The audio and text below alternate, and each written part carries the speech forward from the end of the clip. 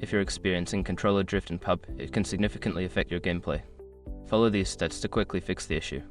Step 1. Check controller settings. Navigate to the settings menu in PUBG and ensure that your controller settings are correctly configured.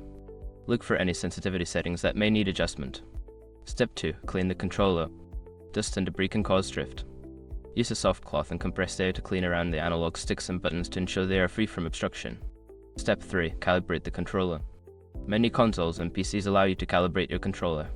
Access the calibration settings in your system settings and follow the prompts to recalibrate your controller.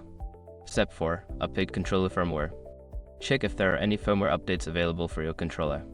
Updating the firmware can resolve bugs and improve performance, including issues with drift. Step 5. Test on another device. To determine if the issue is with the controller or the game, test your controller on a different device or game. If the drift persists, the controller may need repair or replacement. By following these steps, you should be able to resolve controller drift in PUBG and enhance your gaming experience.